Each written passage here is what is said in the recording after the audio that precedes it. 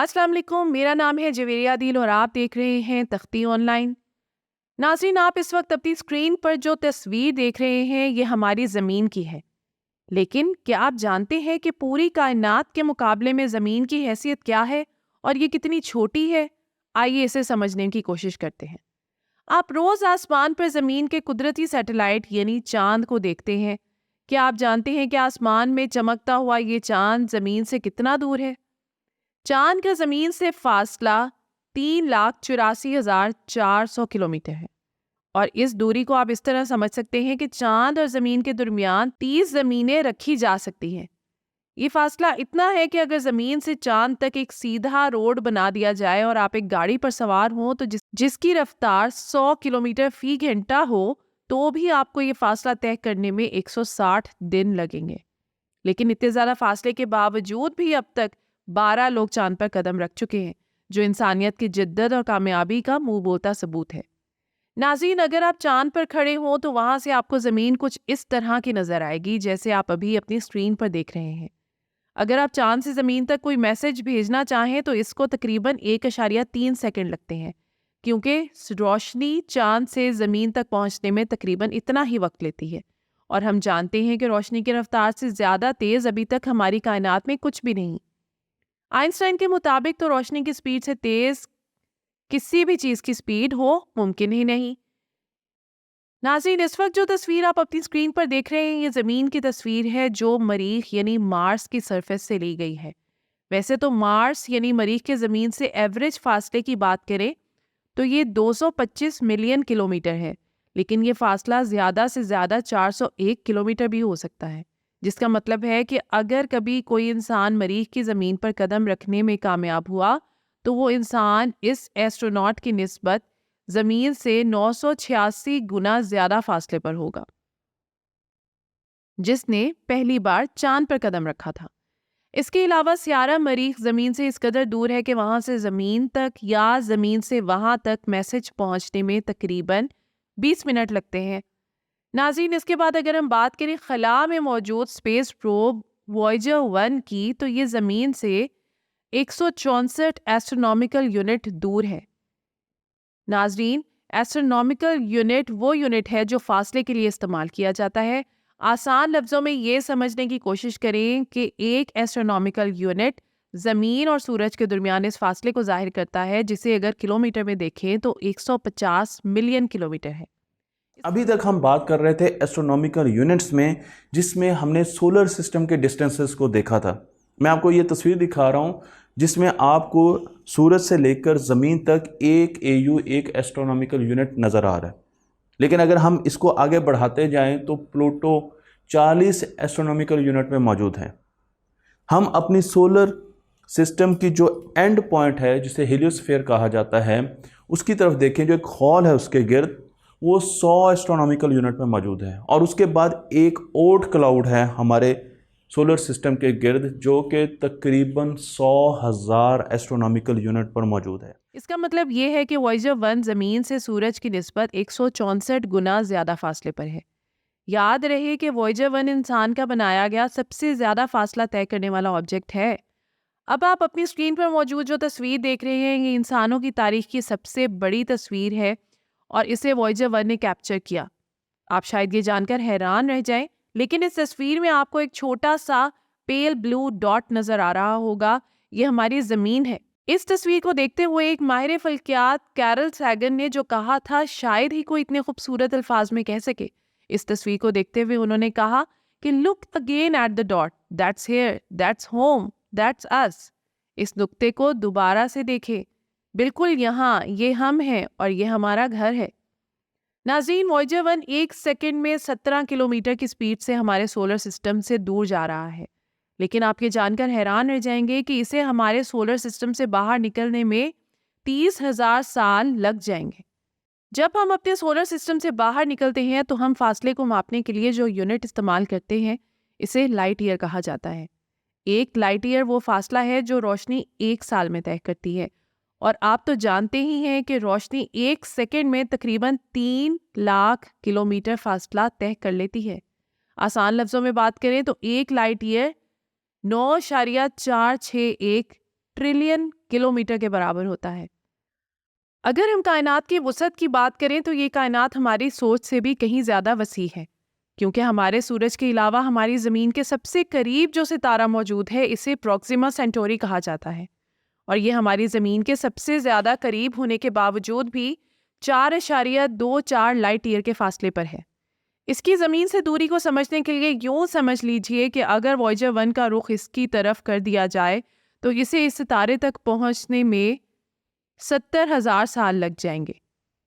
नाज़रीन, अगर ज़मीन और प्रॉक्सिमा सेंटोरी के दरमियान एक सीधी सड़क बना दी जाए, जो कि मुमकिन नहीं है, लेकिन समझने के लिए फ़र्ज़ करें कि अगर ऐसा हो जाए और आप गाड़ी पर सवार हों जो 100 किलोमीटर फ़ी घंटा की रफ्तार से मुसलसल चल रही हो, तो इसे इस सितारे तक पहुंचने में कायनात के बनने से भी 6 गुना ज़्यादा वक्त लगेगा। और जब ये गाड़ी आपको लेकर वहां पहुंचेगी तो तब तक ये सितारा वहां मौजूद ही नहीं होगा। अगर हम बात करें अपनी गैलेक्सी मिल्की वे की, तो इसके एक सिरे से दूसरे सिरे तक का फासला 1 लाख लाइट ईयर है। एक अंदाजे के मुताबिक हमारी गैलेक्सी में तकरीबन 100 बिलियन सितारे और 100 बिलियन सैयारे मौजूद हैं। नाज़रीन, आपके जानकर हैरान होंगे कि आपने कभी भी मिल्की वे गैलेक्सी की मुकम्मल रोशनी नहीं देखी, क्योंकि आप रात में आसमान पर जितने सितारे भी देखते हैं वो हमारी कहकशां के एक छोटे से हिस्से में मौजूद हैं, जो पूरी कहकशां का शायद 1% भी नहीं। लेकिन कायनात की वसअत के आगे हमारी कहकशां की वसअत और फैलाव कुछ भी नहीं, क्योंकि जब हम अपनी कहकशां से बाहर कहकशाओं के लोकल ग्रुप्स को देखते हैं, जिसमें के 54 गैलेक्सीज मौजूद हैं, तो इसके एक सिरे से दूसरे सिरे तक का फासला 10 मिलियन लाइट ईयर है। जब हम लोकल ग्रुप से बाहर निकलते हैं तो हमें वर्गो सुपर क्लस्टर नजर आता है, जिसमें देखने पर पता चलता है कि लोकल ग्रुप तो कुछ भी नहीं, क्योंकि वर्गो सुपर क्लस्टर में कहकशाओं के लोकल ग्रुप जैसे तकरीबन 100 से भी ज़्यादा ग्रुप मौजूद हैं।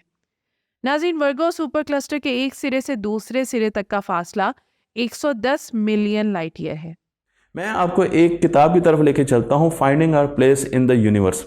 ये किताब लिखी है प्रोफेसर हेलेन ने, और उन्होंने इस पूरे सिस्टम को बताया है। उन्होंने जब सिमुलेशन बनाई, मैं सिमुलेशन आपको दिखा भी रहा हूँ, तो उस सिमुलेशन में जितनी भी गैलेक्सीज हैं उनको 3D मॉडल में प्लॉट किया गया। आप यहाँ पर 3D गैलेक्सीज के मैप देख रहे हैं, और 1.1 गैलेक्सी है। कायनात की वुसअत अभी ख़त्म नहीं हुई, क्योंकि वर्गो सुपर क्लस्टर के बाद लेनियाकी सुपर क्लस्टर आता है, जिसे देखने पर इल्म होता है कि वर्गो सुपर क्लस्टर तो इसमें रेत के एक जर्रे के बराबर है, क्योंकि ये सुपर क्लस्टर तकरीबन 1 लाख गैलेक्सीज पर मुश्तमिल है, और इसके एक सिरे से दूसरे सिरे तक का फासला 520 मिलियन लाइट ईयर है। दोस्तों, जब हम लेनियाकी सुपर क्लस्टर से बाहर निकलकर ऑब्जर्वेबल यूनिवर्स का मुशाहिदा करते हैं, तो इसकी निस्बत वसी और अरीज लेनियाकी सुपर क्लस्टर की औकात रेत के ज़रे से भी कम रह जाती है, क्योंकि ऑब्जर्वेबल यूनिवर्स में वो सब कुछ शामिल है जिसे हम ऑब्जर्व कर सकते हैं। एक अंदाजे के मुताबिक ऑब्जर्वेबल यूनिवर्स में 2 ट्रिलियन के करीब गैलेक्सीज मौजूद हैं, जो किसी न किसी लिहाज से एक दूसरे से मुनफरिद हैं। लेकिन अब हम पूरी कायनात का स्ट्रक्चर जितना हम अब तक हमने मुशाहिदा किया वो हम देख चुके हैं। आप यहाँ पर अगर अपना एड्रेस लिखना चाहते हैं तो आप बता सकते हैं कि मैं अदील इम्तियाज़ रहीमिया खान में रहता हूँ, जो कि पाकिस्तान में है, प्लेनेट अर्थ सोलर सिस्टम में मौजूद है, ओर्ट क्लाउड के अंदर, जो कि मौजूद है लोकल इंटरस्टेलर क्लाउड में, local cavity, Orion arm, Milky Way galaxy, local group, Virgo supercluster, ये सारी चीज़ें हमने डिस्कस की है। लेनिया का किया, सुपर क्लस्टर, और फिर हम यूनिवर्स में मौजूद हैं। ऑब्जर्वेबल यूनिवर्स में मौजूद गैलेक्सीज के सितारों का अंदाज़ा लगाया जाए तो इनकी तादाद पूरी ज़मीन पर मौजूद रेत के ज़र्रों से भी ज़्यादा है।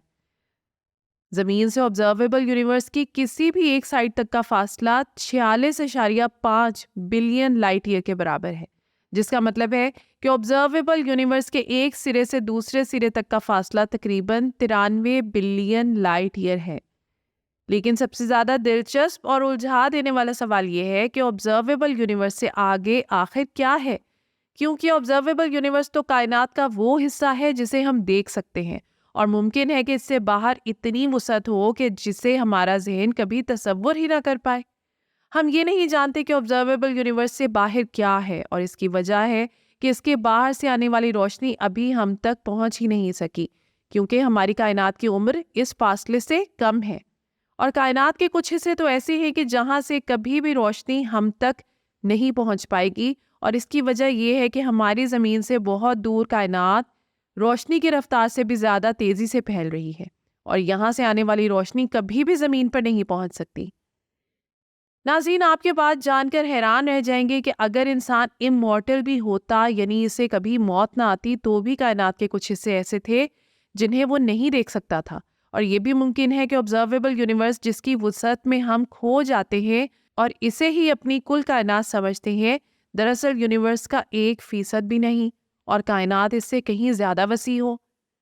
दोस्तों, कॉस्मिक थ्योरी ऑफ इन्फ्लेशन के मुताबिक, जिसे डॉक्टर एलन गुथ ने पेश किया, मुमकिन है कि हमारी कायनात हमारी अब तक की ऑब्जर्वेबल यूनिवर्स के निस्बत 150 सेक्सटिलियन गुना बड़ी हो। अगर आप सेक्सटिलियन से कंफ्यूज हैं तो एक सेक्सटिलियन में 1 के बाद 21 बार 0 आता है। अगर ऐसा है, इस फ़र्क को आप इस तरह समझ सकते हैं कि हमारी ऑब्जर्वेबल यूनिवर्स, जिसे हम अपनी कुल कायनात समझते हैं, इसका साइज 1 बल्ब जितना है, जबकि इसके मुकाबले में सारी कायनात का साइज जो ऑब्जर्वेबल यूनिवर्स के बाहर मौजूद है, ड्वार्फ सैयारे प्लूटो जितना है। इससे हमें इल्म होता है कि हम कितने छोटे हैं और इस कायनात में हमारा मुकाम और हमारी हैसियत क्या है। लेकिन इस वसअत की एक खूबसूरती ये है कि हमारे लिए एक्सप्लोर करने को एक जहान पड़ा है, जिसे एक्सप्लोर करते करते शायद हमारी जिंदगियां तो सिमट जाएं, लेकिन ये वसअतें शायद कभी ना सिमट सकें। तो ये थी आज की वीडियो। उम्मीद करती हूँ कि ये वीडियो आपके लिए बहुत इन्फॉर्मेटिव और दिलचस्प रही होगी। आपसे गुजारिश है कि वीडियो को लाइक करें, और ऐसी ही मज़ीद दिलचस्प, इन्फॉर्मेटिव और एजुकेशनल वीडियोस के लिए हमारे चैनल तख्ती ऑनलाइन को सब्सक्राइब करके बेल आइकॉन को भी लाजमी प्रेस करें। शुक्रिया। मिलते हैं ऐसी ही किसी नई वीडियो में। मुझे दीजिए इजाज़त। अल्लाह हाफिज़।